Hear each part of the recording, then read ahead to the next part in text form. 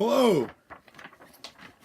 Hello and welcome to the Casual Reviewer Podcast, episode 4.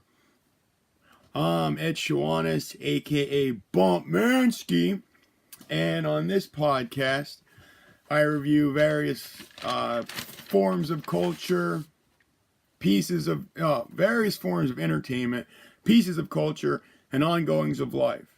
It's the casual reviews for the casual views.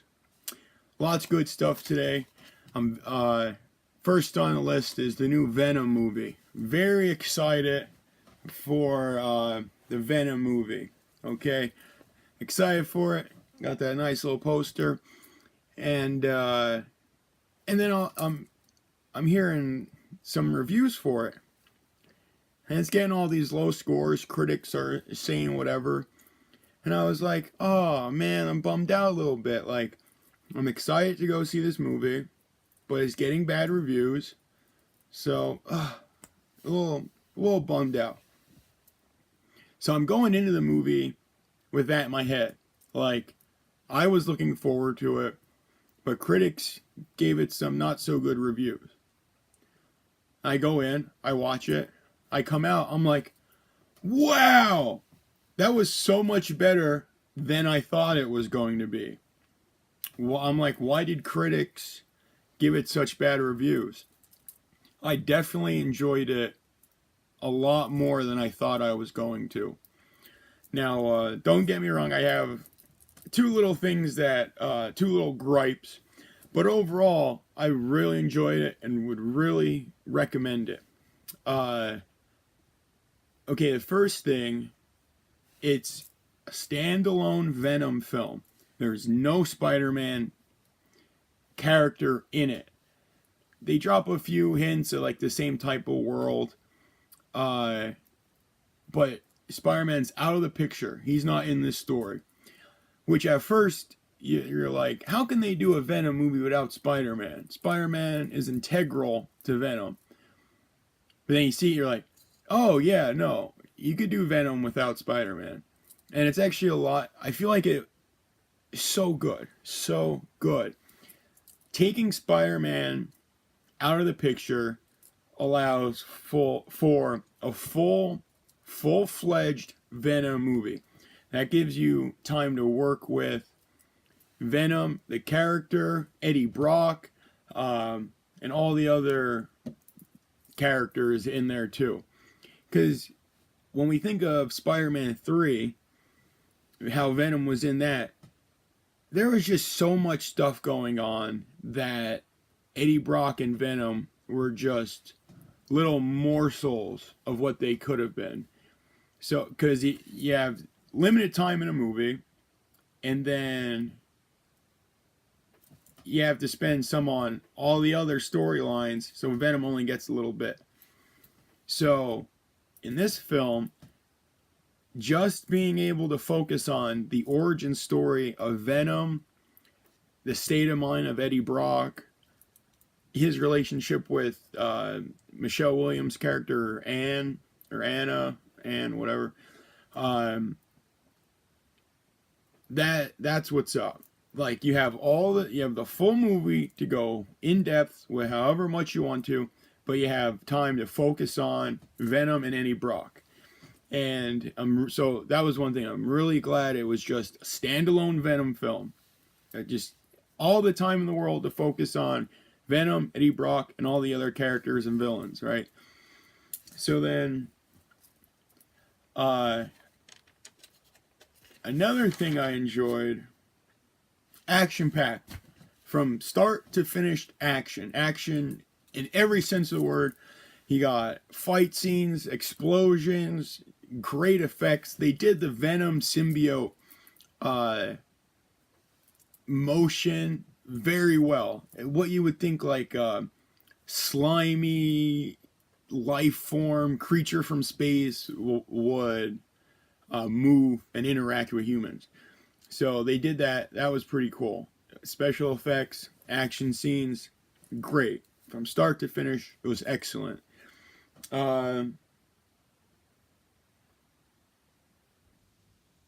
Yeah, and action-packed beginning, and it was a perfect time too. It was about 2 hours, maybe a little under, maybe a little over, but it wasn't like really long and it wasn't really short. Perfect amount of time. The only two, okay, I had two little gripes about it. One was the first 20 minutes, Eddie Brock's character. I didn't really like how they portrayed Eddie Brock in the first 20 minutes. He was like, I don't even know how to explain it.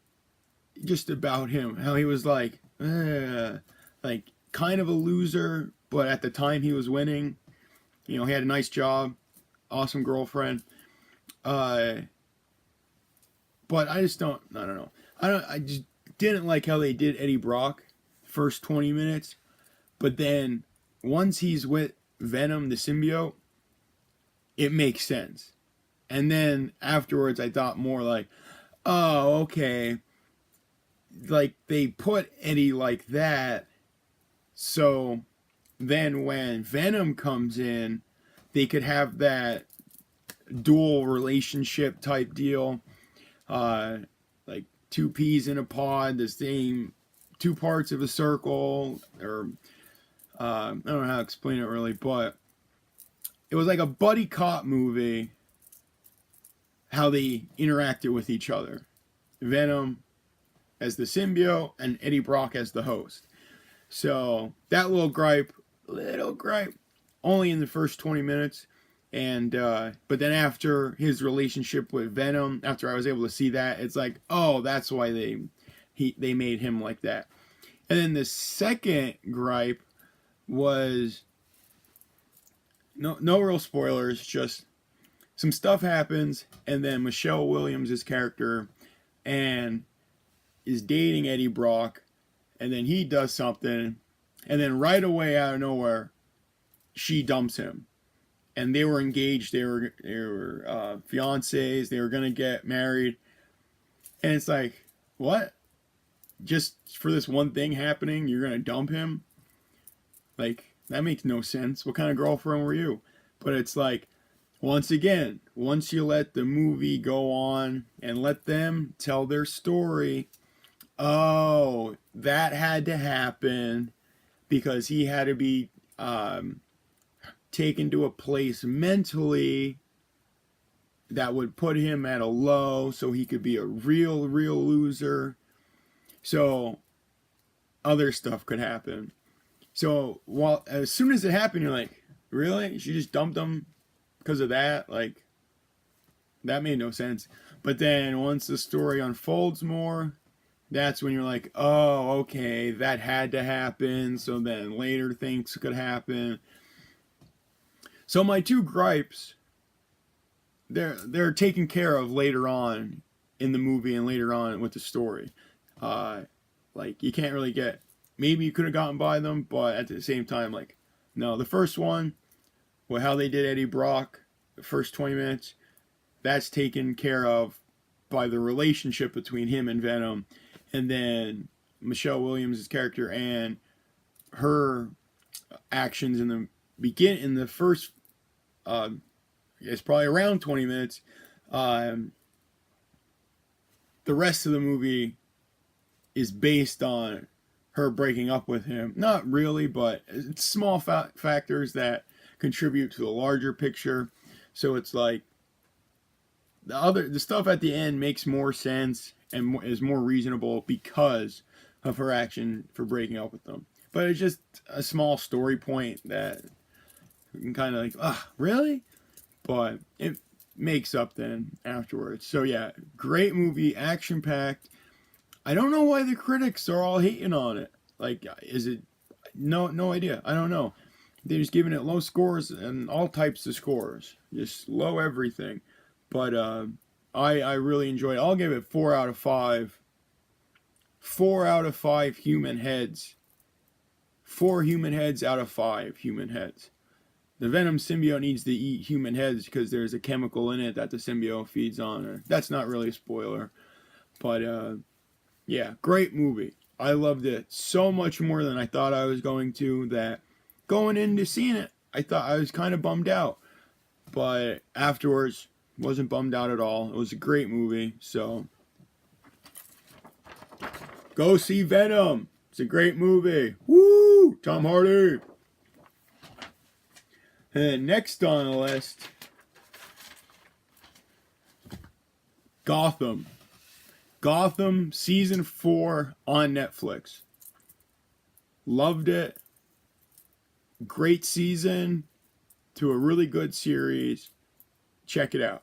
I think 21 episodes. They're all around 45 minutes to an hour long. Okay, because here's the thing with Gotham. It's a show following Jim Gordon and his partner in the GCPD, Harvey. And then you have Bruce Wayne and Alfred. And then you have Oswald Cobblepot as the Penguin. And I guess in the beginning, those were like the three main segments of characters, and they'd go on from there. Because, okay, in the beginning, in the first season, like first and second season, it was more of a cop, crime, gangster series that just so happened to take place in Gotham, the same world as Batman.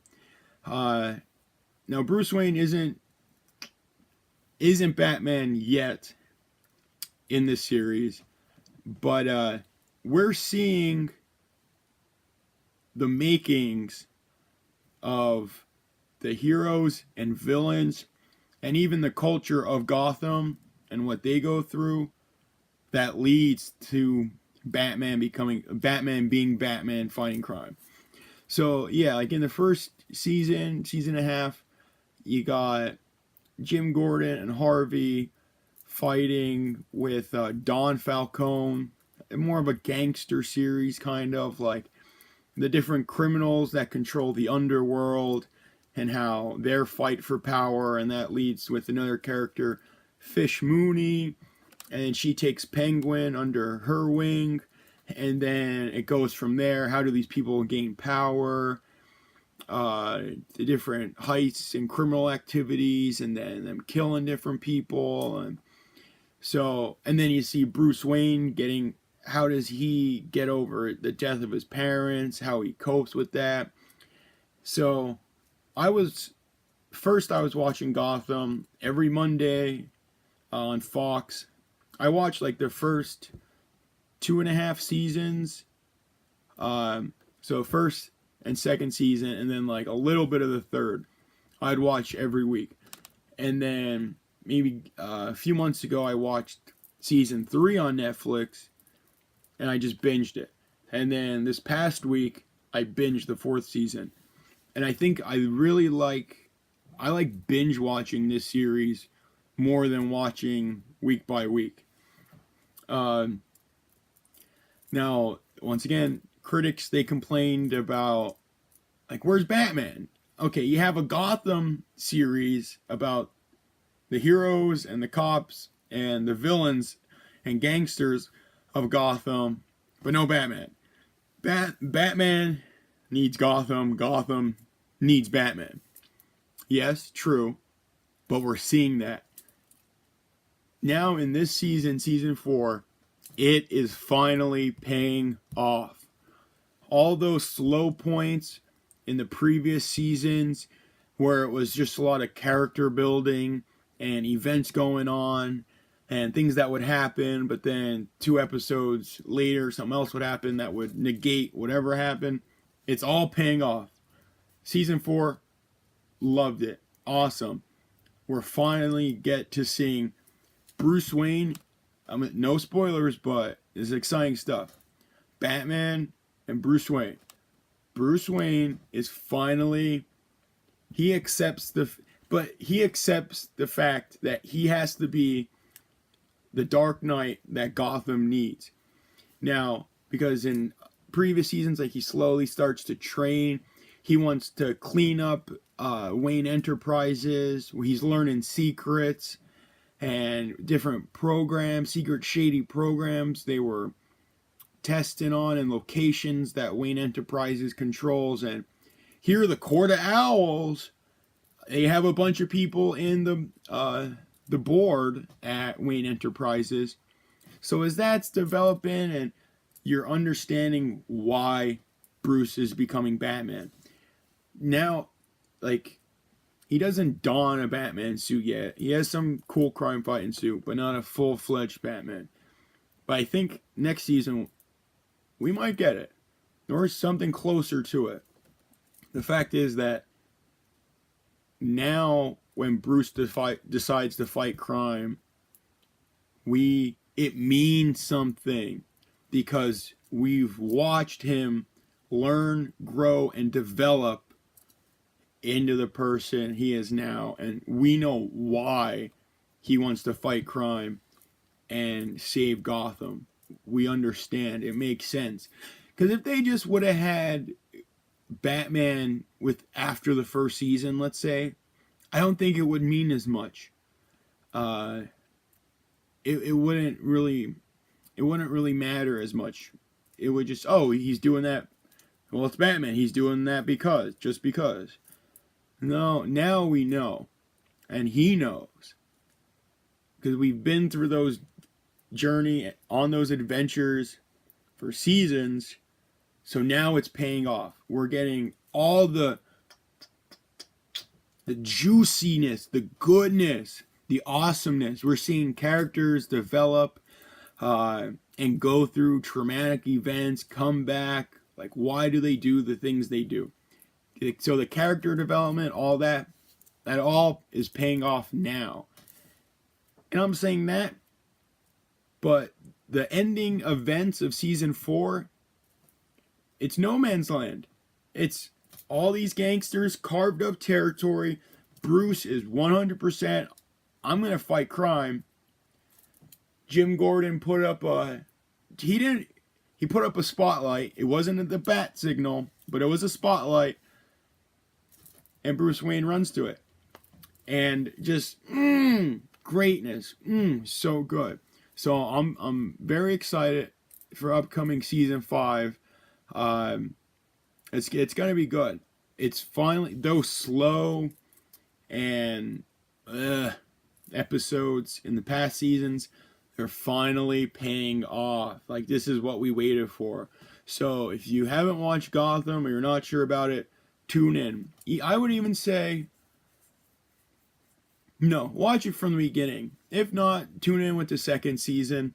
And because they also develop not just Bruce Wayne and Alfred and like Jim Gordon, developing those characters and understanding why they do what they do, but even the Riddler, Selena Kyle, Catwoman, there's Barbara King, Lee Tompkins, who else? Harvey is Jim Gordon's partner. Oswald Cobblepot, Don Falcone, his 2 kids, Mario Falcone, and then the daughter Falcone, and Sophia, and Fish Mooney, Mr. Freeze, Firefly. And then they have this character, there's Jerome, and then his twin brother Jeremiah Velasquez. He's like the Joker, but he's not called the Joker, but he does the whole ha ha ha thing. And it's really good stuff. Great stuff all around. I'd give it season 4, I'll give season 4 4 batarangs out of 5 batarangs. And Ra's al Ghul is even in there. Like, it's all this awesome Batman stuff, and it's finally paying off. We're watching what we wanted to see. So I say definitely check out Gotham. Season 4 on Netflix. And season 5, I heard, is right around the corner sometime. It should be starting up on Fox soon. I think it's still on Fox. But yeah, check out Gotham season 4 on Netflix. And then, keeping with the Batman theme, I watched an animated Batman movie called Batman Bad Blood. It's on Netflix. It's DC Comics, obviously, but then it's the Warner Brothers animation, and it really good. I'd recommend it. And I just put it on as a whim, but it's good Batman storyline. And then, but here's the thing: you also get fun Batman family characters. You got Nightwing, you got Robin, you have Batwoman. It goes in a little bit of their stories, and then Lucius Fox, his son or grandson, becomes Batwing or something. He like more of like an Iron Man type suit and doing crazy things. But yeah, I was watching it and I was like, how come these people aren't doing the Batman movies? Like they know the source material, they know how to come up with storylines. They're doing awesome stuff. Because I feel like in the cinematic universe for DC, they're trying to get up to Marvel. Yeah, everyone knows that. They're trying to do their own thing. But they're trying to do their own thing too much. They're trying to create a universe before they create a character or a set of characters. And you got to create the few characters and then create the universe. But they're trying to do it backwards. They feel like they have too much ground to cover, so they're trying to do too much stuff. They have to focus on the characters and go from there. Characters and story. That's what it's all about. And then throw some action in there, throw some suspense, make a movie. But yeah, Batman Bad Blood, action packed, some suspense, some turns, good story, and good animation. It's that usual Warner Brothers animation that like you remember seeing Batman stuff and Justice League type stuff. But I definitely reckon I'll give that 3.5 thumbs up out of 5. Yeah, so that's all good stuff. Good story, good characters. Okay. One thing I want to, we have these sayings, and sayings are big, and monikers or whatever. One thing that a buddy used to tell me, and the first 2 times he said it to me, I didn't get it. I didn't understand it. I thought he was being kind of rude. Mind your business. Hey, yo, mind your business. Mind your business. When you say that to someone, they're like, oh, pardon me, what? What? You're being so rude. Why are you being so rude? Ugh. But no, I see it as, you better mind your business. Other words, tend your garden, clean your room, like take care of what you're doing. What are you doing? Why are you doing it? And how can you do it better? Focus on what you're doing and focus on doing it as best you can. Because it's all about you. Everyone else is taken. Only you are left. So be the best you can be. Mind your business. And I say it to myself a bunch of times when I'm starting to worry about what other people are doing, or, oh, he has that, she has this. Mind your business. I'm going to worry about what I'm doing, and I can only control what I'm doing and how I do it. So that's all I'm going to do. Worry about what I'm doing, how I'm doing it. Mind your business. That's just the saying, I heard him say that, and I was like, damn, dude, okay. But then, thinking to myself, mind your business, man. Yo, Ed, mind your business. Like, work on yourself. Be the best you could be. Do your stuff. Mind your business. And then, last thing I want to talk about is Daredevil Season 3 on Netflix. It's coming out, pretty sure, tonight at midnight, October 19th. Today's the 18th, so right at midnight, it'll be the 19th.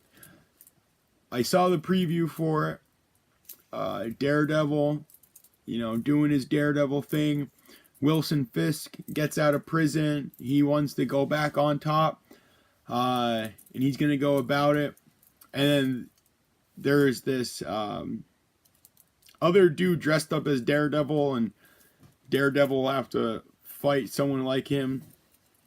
I'm excited for it. I really can't wait to start watching it. I'm probably gonna, hopefully it's right at midnight, because I want to tune in and then watch a few episodes tonight. But I'm excited for it. Okay, with the whole Netflix Marvel Knights type deal, I've only watched Daredevil season 1, season 2, and then Marvel's The Defenders. I haven't watched Jessica Jones, I haven't watched Luke Cage, and I haven't watched Iron Fist. I heard they just canceled Iron Fist, but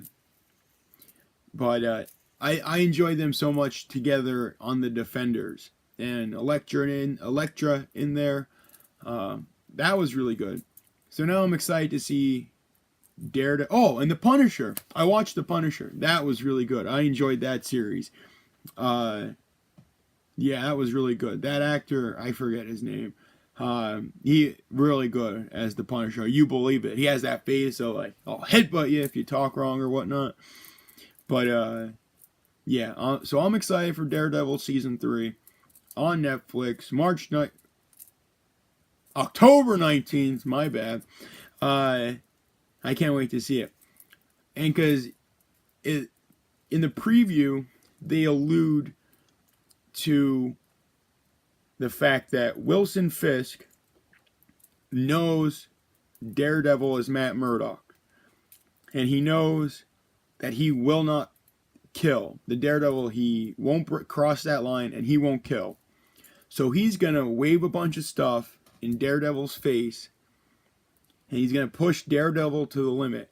Because the battle that's going to happen is Daredevil is going to have to battle with the idea, will he cross the line to kill Wilson Fisk? Kingpin. Will he cross the line and kill Wilson Fisk? So it's kind of symbolic that Daredevil will fight someone dressed up as the Daredevil. He's fighting himself. It's that inner conflict that he's going to have to deal with to defeat Wilson Fisk. I also heard some other reviews that the guy doing the dressed up as the Daredevil working for Fisk, he's actually Bullseye. So like he's the villain. He's an extra villain in there. So excited for that too. But yeah, overall I'm excited for it. I really can't wait to watch all of it. And if so, maybe I'll review that next week. But yeah, that's it for oh wait a second. I'm gonna give the Daredevil season 3 preview on Netflix for season 3. The preview. I'm gonna give the preview 4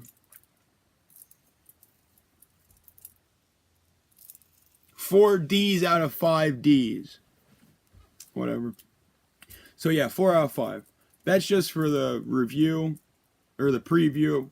I'll have to wait to watch it. But yeah, I'm excited for it. So yeah, that's it for today. Thanks for watching. Like, comment, share. Feel free to follow me on Twitter at Clean Caramel. CleanCaramel. Alright, thank you. And don't forget, go check out Venom.